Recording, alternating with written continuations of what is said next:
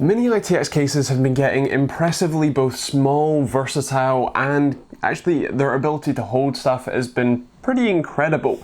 We've seen some also interesting styled ones like the Bitfinex Portal, but this one is the RVZ03 from Silverstone, and it's pretty interesting. Let's take a look. Now obviously it's not the smallest case on the planet. As you can see next to me, it's about the size, if not a little bit bigger than your standard sort of Xbox or PS4 kind of thing.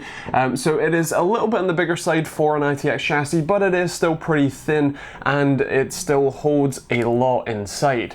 Now, taking a quick tour of the outside, you've got a lot of plastic paneling on the front and top and bottom, with a few options for mounting it both vertically and horizontally, with some rubber feet, both sort of stick-on ones and ones that attach to this sort of plastic grating. On the front, you also have some LEDs, as well as the power and reset button, a hard drive activity LED, and a couple of USB 3 ports, as well as your headphone and microphone jacks. On the only removable side panel, you have a single 120mm fan with the option to add a fan filter if you prefer. These are slimline fans, they're I think 15mm fans, so very, very slim, which means that you've got a lot more room for compatibility and activities inside the case, and you can replace these if you fancy as well. On the opposite side, which actually doubles as just the motherboard tray, you have a hole for ventilation for the power supply, as well as the 4 screws that hold the power supply mount in place. And then along the bottom, you have a 240mm kind of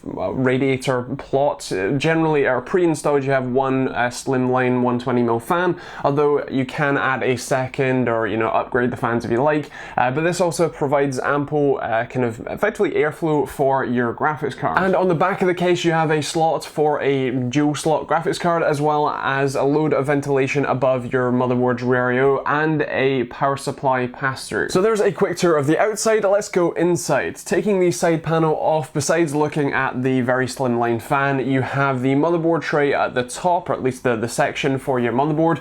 And right next to that, very, very close to that actually, is where the power supply sort of sits. It is a full-size ATX power supply mount, so bear that one in mind. That'll be kind of important in a second. And then just below that is your full-size graphics card slot.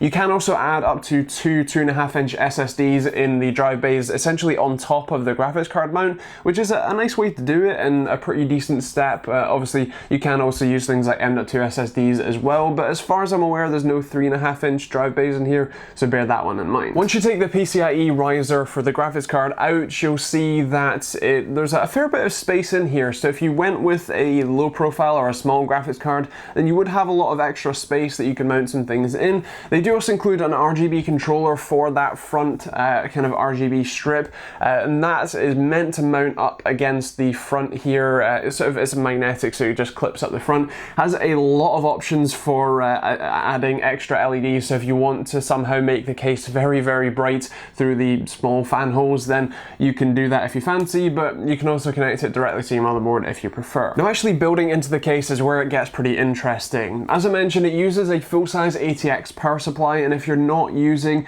at least a semi-modular one, if not a fully modular one, it gets very, very difficult to build in and cable manage. I would really have loved to have seen them use an SFX power supply, and clearly so does Silverstone, because they actually sent me an SFX power supply to use in this, actually their 450 watt fanless one, which is a really nice power supply.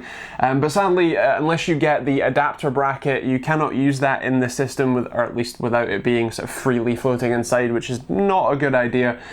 So I've used a standard ATX power supply, but again, as I said, it just makes it very difficult to cable manage. Installing the motherboard is actually pretty easy, especially if you keep all of your power supply wires out of the way to start with and then install them after the fact.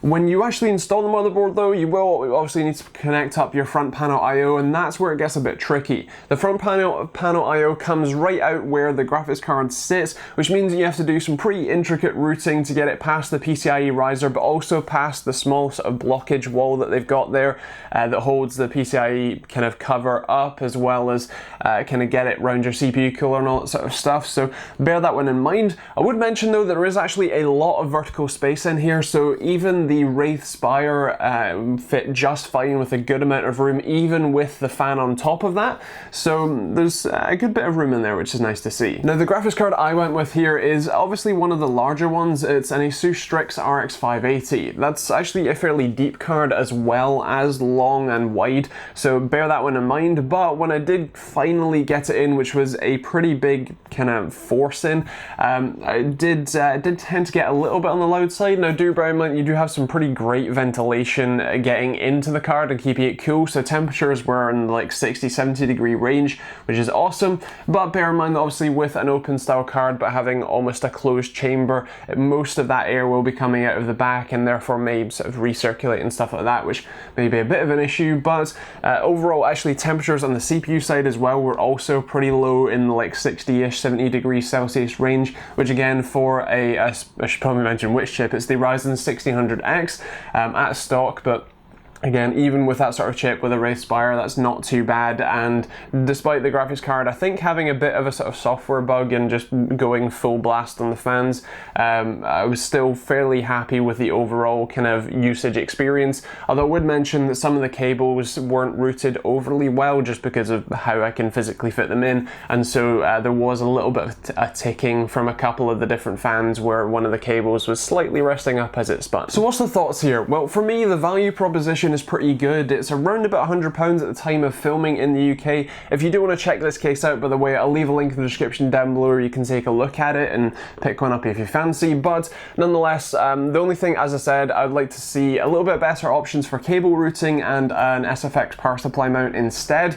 I know ATX power supplies are more common, but when you're building in this style and size of case, having that extra room just from the power supply being physically smaller and can be tucked out of the way more, so more room for cable management, it is a significant kind of quality of life benefit over a standard ATX power supply. But otherwise, as I said, it's still generally pretty quiet. It's still generally easy enough to build in. It's certainly not going to, you know, cut your fingers open or be hell to build in. So overall, I'm pretty happy to recommend it. Also, because it comes with options for both vertical and horizontal mounting, you can use this like a standard desktop tower, or you can have it, you know, in your TV stand hidden away and kind of nice and stealthy there. So lots of options and generally recommended. Now, would I put this on my desk? Well, probably. If I was going for a, you know, kind of stealthy under the TV mount, I would actually be pretty happy with using this system. There's a lot of options for great performing hardware in here. You can likely even fit 1080, 2080 Ti's kind of thing in here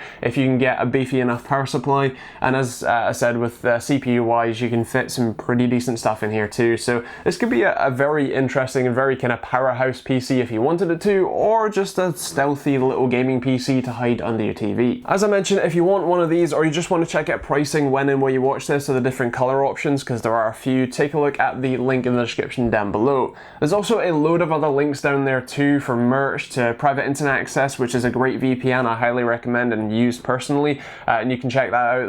It's super cheap as well and well worth it. There's Amazon and Overclocked UK affiliate links, which also massively help me out. You can also subscribe if you're new to the channel and for more videos like this one on Monday, Wednesday and Fridays, and you can also check out the other videos that are over here for you too if you fancy. Otherwise, that's pretty much it. Thanks for watching, hope you enjoyed it, and we'll see you all in the next video.